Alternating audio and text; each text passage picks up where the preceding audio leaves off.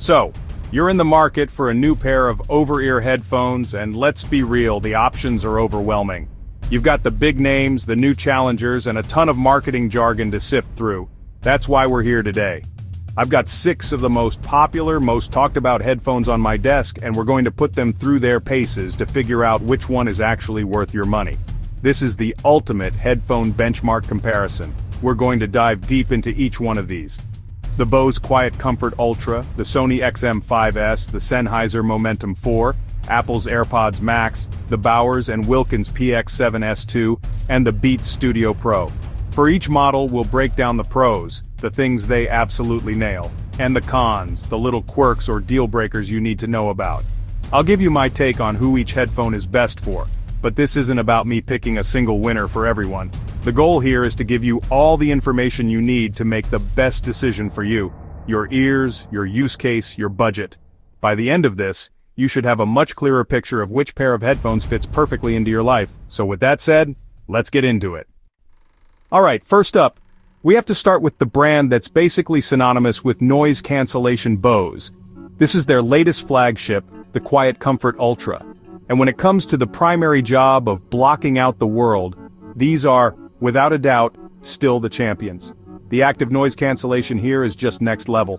Whether you're on a plane, in a busy coffee shop, or just trying to focus in a loud office, the QC Ultras create a bubble of silence that is genuinely impressive. They're also incredibly lightweight and comfortable for long-wearing sessions, which is a huge plus for travelers or anyone who lives in their headphones. The companion app also offers a customizable EQ, so you can tweak the sound profile to your liking, but they're not perfect. And for a headphone at this premium price point, we have to talk about the trade-offs. The biggest one for me is a very faint but noticeable white noise or hiss when the ANC is active in a quiet room. It's subtle and you won't hear it with music playing, but for a headphone that sells itself on silence, it's a bit of an ironic flaw. And speaking of price, these are among the most expensive on the list. You're paying a premium for that top-tier noise cancellation, and you have to decide if that's where your priorities lie. It's a significant investment, no question. So, who are these for? It's pretty clear. If your number one priority is silencing the outside world, these are your headphones. They are the go-to pick for frequent flyers, remote workers in chaotic environments, or anyone who values peace and quiet above all else. The comfort makes them ideal for all-day wear, and the ANC is simply the best in the business. If that's your use case, the high price and the slight ANC hiss might be trade-offs you're willing to make for that unparalleled cone of silence. Next up, we've got Sony's WH-1000XM5, the longtime rival to Bose's throne. And where Bose focuses almost entirely on silence, Sony takes a more holistic approach, aiming for the best overall experience. The sound quality here is a highlight. It's crisp, detailed, and has a really pleasing soundstage right out of the box. It feels more energetic and refined than many competitors, making it a joy for listening to a wide variety of music genres. The battery life is also excellent, easily getting you through several days of heavy use without needing a charge. It's a reliable workhorse in that regard. Sony also packs these with a ton of smart features like Speak to Chat, which automatically pauses your music when you start talking, and adaptive sound control that adjusts the ANC based on your location. These features can feel genuinely useful and futuristic when they work seamlessly. However, that brings us to the cons. The ANC, while very, very good, is just a step behind the Bose Ultras, especially with inconsistent sounds.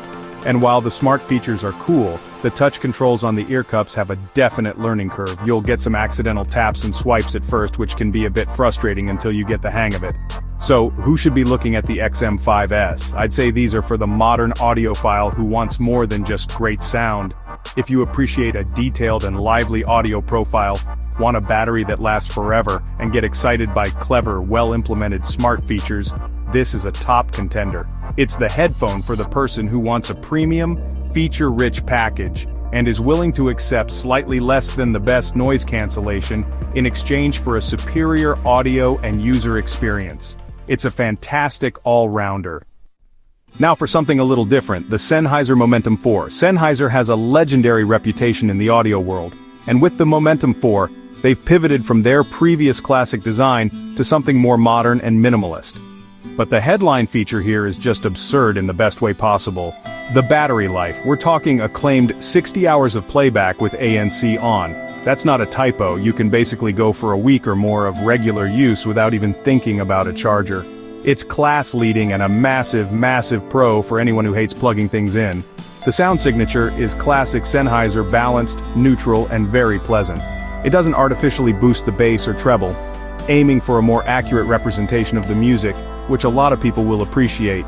They're also extremely comfortable, with plush ear cups that are great for long listening sessions, which you can definitely do with that battery.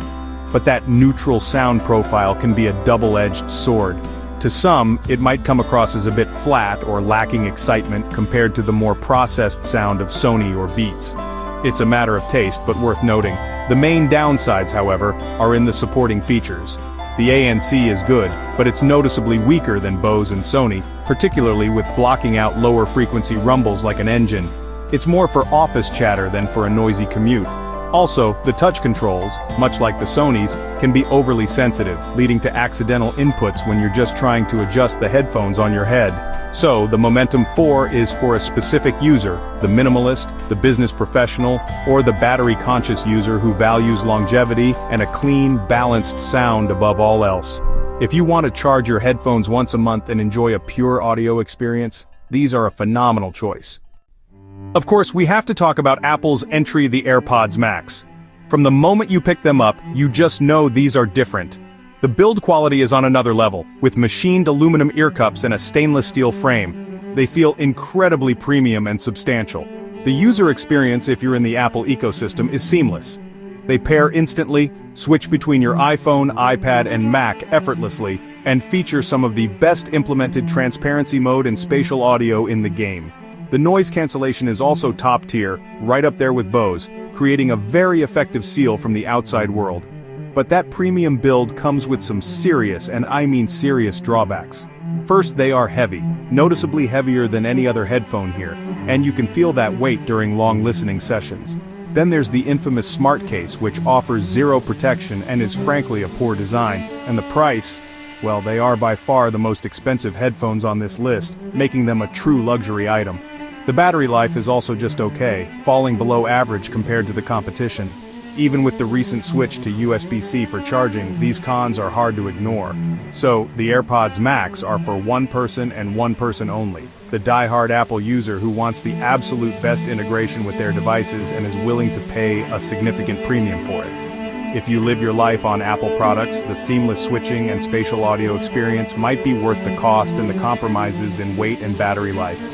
It's a luxury audio product designed to lock you even deeper into Apple's world. For anyone outside that ecosystem, it's a very, very tough sell. So, moving on to a brand known for high-end home audio, Bowers Wilkins, with their PX7 S2. Much like the AirPods Max, these headphones scream premium. The design language is sophisticated, using high-quality fabrics and metals that give them a distinct, stylish look. They feel durable and well-crafted in a way that plastic headphones just can't match. The sound is the real star here, though. B&W tunes their headphones for accuracy and detail. The soundstage is clear and precise, allowing you to pick out individual instruments in a complex track. It's a sound for purists who want to hear the music as the artist intended. The battery life is also very respectable at a quoted 30 hours, and the companion app offers some useful adjustments to EQ and other settings, giving you a good degree of control. However, this focus on audio purity comes with compromises in other areas. The active noise cancellation, while decent, is a step down from the top players like Bose, Sony, and Apple. It struggles more with deep rumbling noises and lets more of the outside world in. The app, while functional, is also more limited in its smart features compared to what Sony offers. The PX7 S2 is clearly aimed at the sound purist who also values style.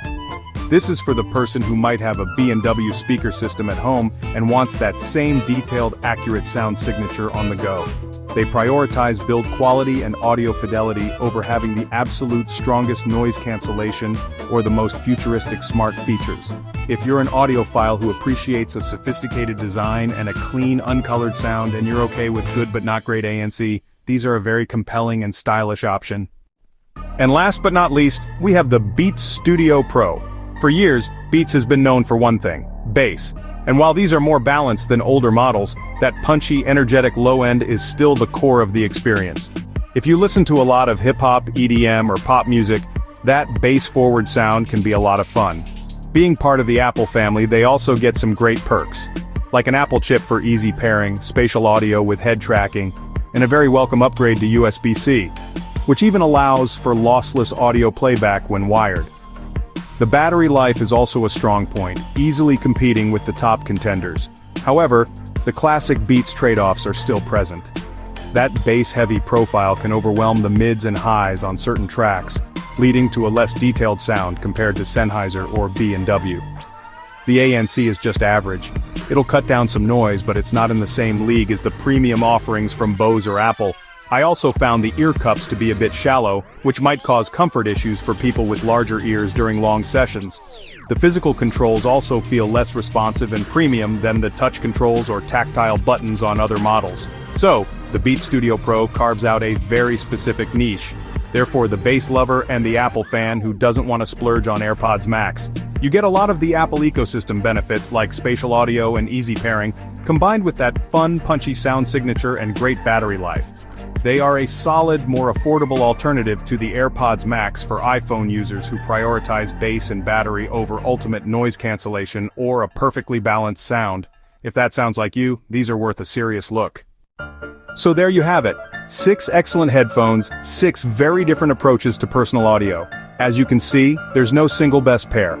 The right choice for a frequent flyer who needs absolute silence is going to be completely different from the right choice for a music producer who needs a flat, neutral sound, or an Apple user who wants seamless integration. It all comes down to what you value most. Is it noise cancellation, sound quality, battery life, features, or ecosystem? Before you make a decision, think about your daily routine. Where will you be using these most often?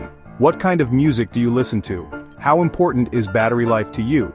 Answering those questions honestly will point you directly to the right pair of headphones on this list. I hope breaking down the pros and cons of each one has made that choice a little bit easier for you.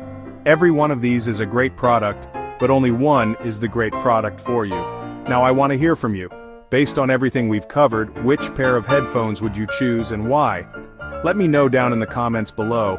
I'm genuinely curious to see what everyone's priorities are.